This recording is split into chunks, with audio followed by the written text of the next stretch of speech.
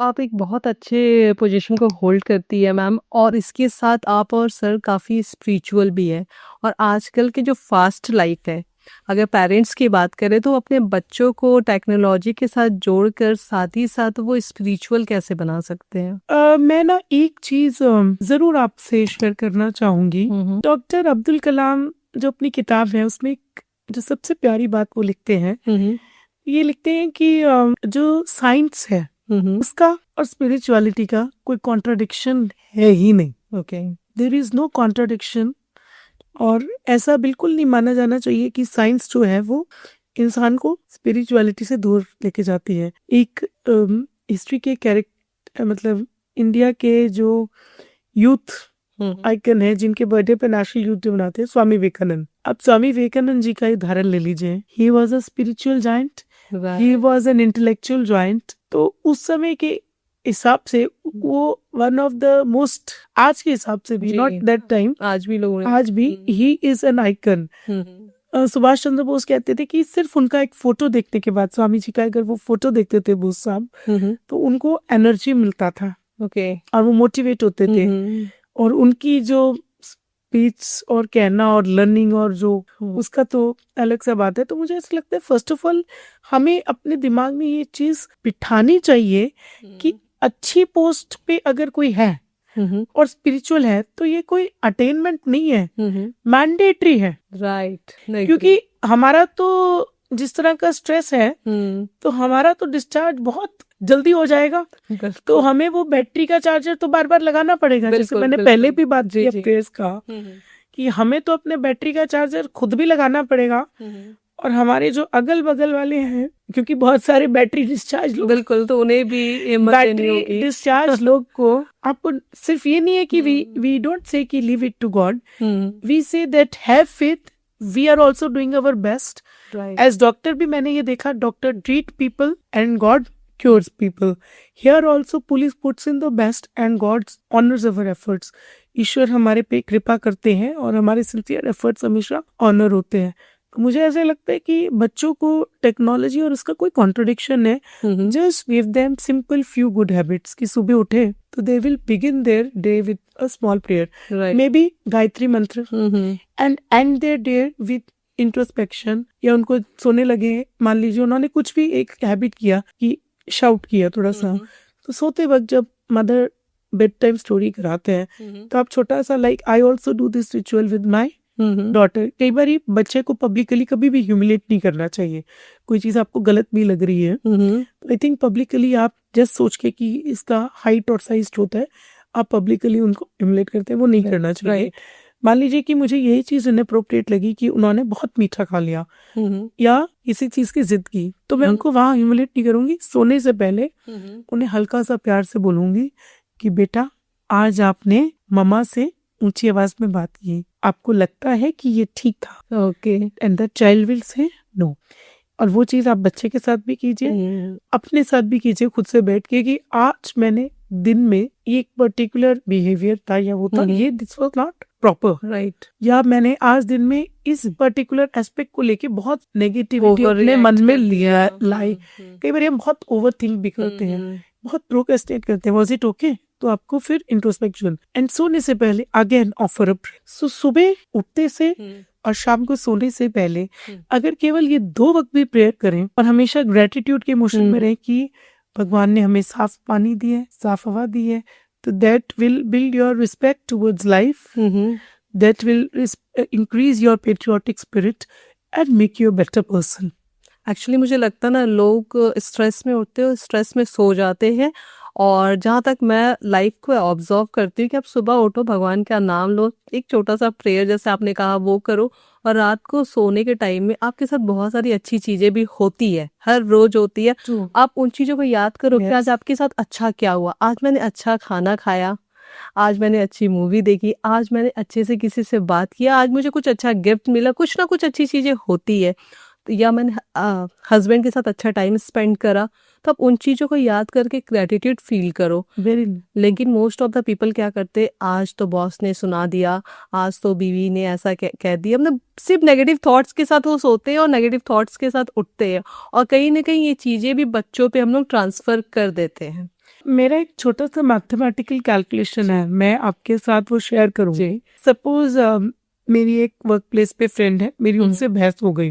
Okay. वो बहस कुछ 5 मिनट की है और लेटेस्ट आपके जीवन में कंपोनेंट्स क्या है, 8 घंटे तो आप प्रैक्टिकली जाग रहे हो या एक्टिव हो, तो 1/3 of the life you are actually occupying. और उसमें आप अगर देखेंगे तो कुछ कंपोनेंट आपका स्पाउस और फैमिली हो जाएंगे, कुछ कंपोनेंट आपका प्रोफेशनल लाइफ हो जाएगा, कुछ कंपोनेंट आपका वो पर्टिकुलर फ्रेंड हो जाएंगे, और कुछ कंपोनेंट और चीजें हो जाएंगी। और वो कॉन्वर्सेशन सिर्फ 5 मिनट्स का डिस्टर्बिंग था।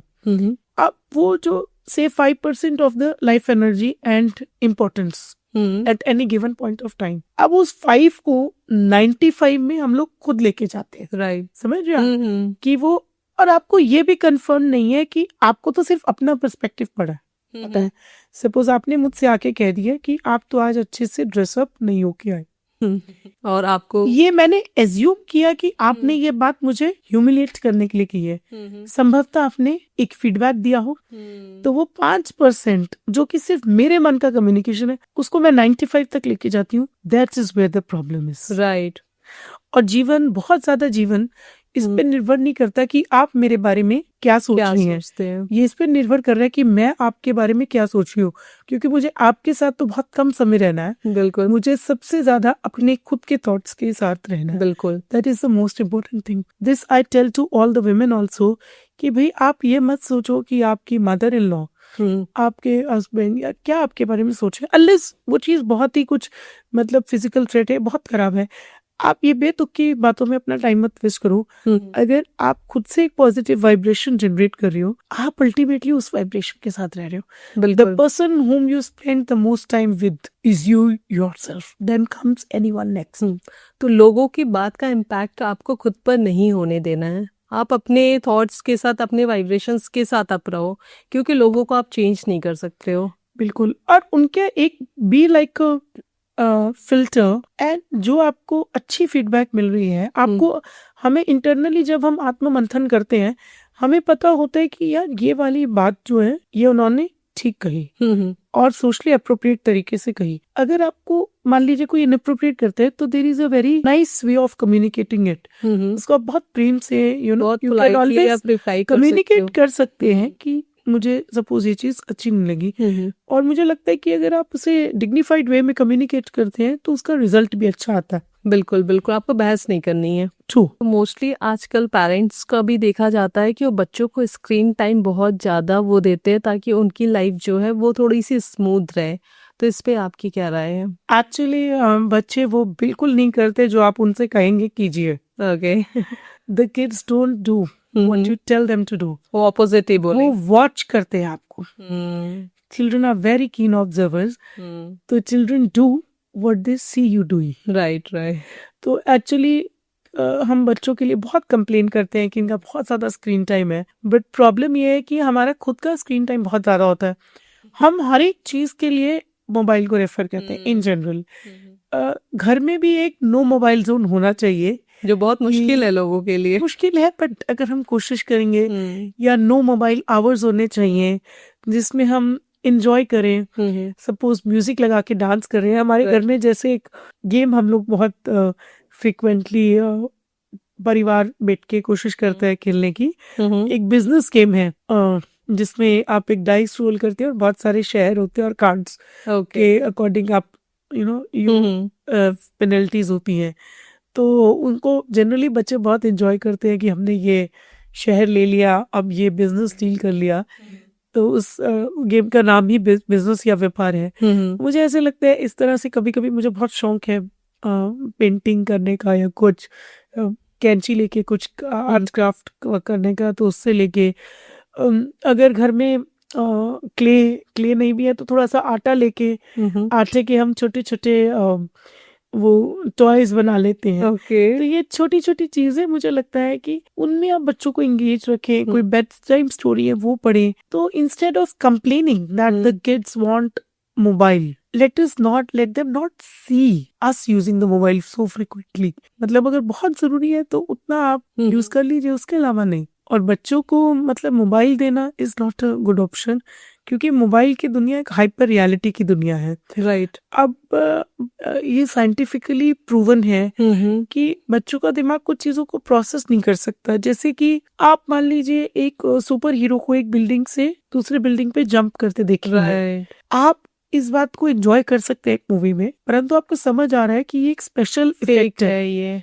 It's a fake thing. बच्चों का दिमाग उस बात को नहीं प्रोसेस ही नहीं कर पाएगा। अभी मुझे एक टीवी कमर्शियल की याद आ रही है और मुझे बड़ी प्रॉब्लम थी व्हेन आई वाज अनअवेयर। मैं अपना जब तैयारी कर रही थी, उसमें कुछ बच्चों की एडवर्टाइजमेंट आती है और वो यू यू यू नाक करते हैं और कहते हैं कि दूध छी, दूध का टेस्ट छी। और फिर उसके बाद कुछ प्रोडक्ट आते हैं और बच्चे उसको मिलाते हैं, वाह दूध, वाह अब दूध बहुत अच्छा है। दूध अधूरा है और मेरा बहुत मन करता था कि ये कितनी गलत एक शिक्षा दी जा रही है कि दूध अधूरा है।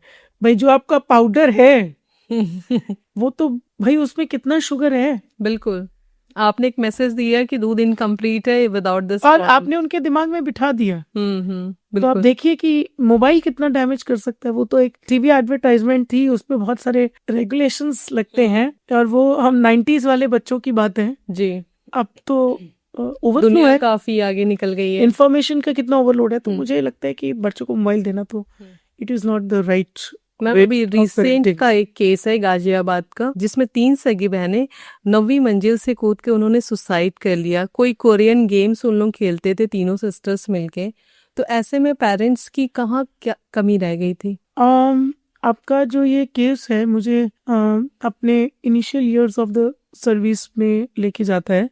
व्हाट्सएप थोड़ा रिसेंट फिनोमिना था और व्हाट्सएप में कुछ क्लोज्ड इसी तरह का, जैसे कोरियन गेम्स का, इस तरह से एक ब्लू वेल करके एक ऑनलाइन गेम आया था और जिसमें क्लोज ग्रुप बनता था और जैसे 50 लोगों का ग्रुप है और उनको टास्क आते थे और हर टास्क से लेवल अप होता जाता था, डेयर या चैलेंज का। पेन जैसे सुबह उठ के आपको ठंडे पानी से नहाना है 2 बजे सर्दियों में, फिर अगला अपने आप को ब्लेड मारना है, फिर अपने बेस्ट फ्रेंड को गाली देना है या पेरेंट्स के साथ मिसबिहेव करना है। और ऐसे ऐसे करके जो 50th टास्क होता था उसमें था कि सुसाइड कर जाना है। और वह मेरी फर्स्ट पोस्टिंग थी जब मैंने अनफॉर्चुनेटली मुझे एक न्यूज़ मिली 16 ईयर ओल्ड का वो हो गया। और उसके बाद हमने उसमें काफी इन्वेस्टिगेट किया तो 2 बच्चे और थे जो शायद उस लाइन में चले जाते, बट हमने उन्हें आइडेंटिफाई कर लिया और कंसर्न पेरेंट्स को और वहां पे मैसेज कर दिया स्कूल्स में और पेरेंट्स को कि दीज आर द पोटेंशियल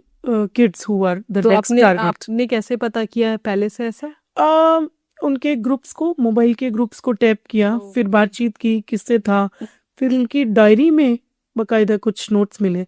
तो मुझे इसेंशियली इसमें एक बहुत इम्पोर्टेंट फैक्टर लगता है कि पेरेंट्स या तो कम्युनिकेट नहीं करते या फिर अगर कम्युनिकेट कर भी रहे हैं तो एडिक्वेट कम्युनिकेशन नहीं होता। मतलब एडिक्वेट कम्युनिकेशन का मतलब कि आपने बोला सुबह उठ के, अरे तुम स्कूल जाओ, तुमने ये पढ़ाई नहीं किया, तुमने खाना खा लिया, तुम सो जाओ, टाइम हो गया। दिस इज नॉट एन आप सिर्फ इंस्ट्रक्शंस दे रहे हो, it's not communication, this is one way. या उसने कहा मामा मुझे आईफोन लेना है, say no nothing doing, this is not an adequate. आप बताओ कि वो आपके लिए क्यों सही नहीं है? This is lack of warm. मुझे लगता है कि रोज in all relations, whether it's with parents, with spouse, but specially with kids, हमें दिन में एक बार तो बैठ के पूछना चाहिए कि बेटा कैसे हो, हाउ आर यू फीलिंग, कैसा गया, how was your day, what did you eat, are you happy, are you happy, is there something troubling you, how is your health, do you like the food. These are the basic human touch. Right. Why we forget it? Why we allow the gap? अगर हम अपने बच्चे से रोज बात नहीं करेंगे, हो सकता है कि उसकी इमोशनल नीड और सोशल नीड कहीं और किसी और से फुलफिल हो और कोई और होगा तो शायद अपना पर्पस कोई और फुलफिल करे। Right.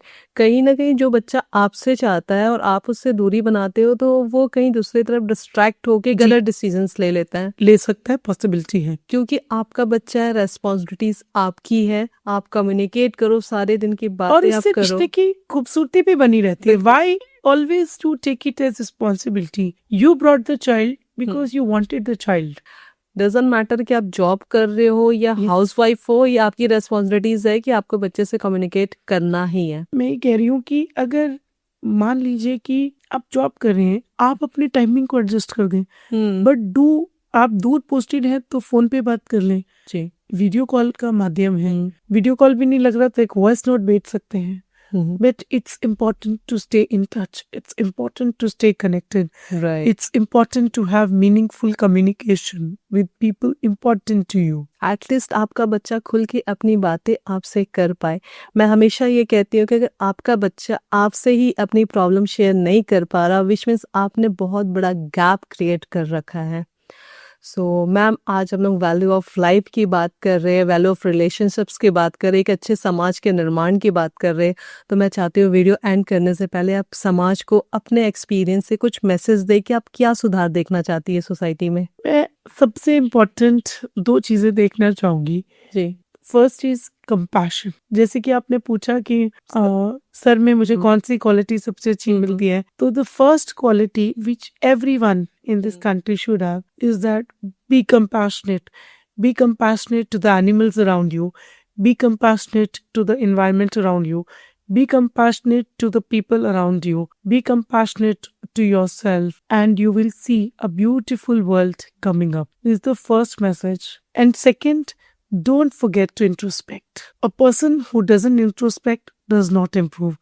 So we must introspect every day. सो आज हमने बहुत ही इम्पोर्टेंट डिस्कशन किया, समाज सुधार के बारे में बातें की, जो कि बहुत ज़रूरी है. प्रॉब्लम से बात तो हर कोई करता है, लेकिन एक्चुअली सॉल्यूशन कहाँ से हमें मिलेगा, तो इसके बारे में मैम ने बहुत सारी बातें कही. और ज़रूरत है अब हमें जागरूक होने की, क्योंकि समाज किसी एक इंसान से नहीं बनता, हर एक इंडिविजुअल एक समाज का निर्माण करता है. बाकी अपनी राय कमेंट बॉक्स में ना भूलें.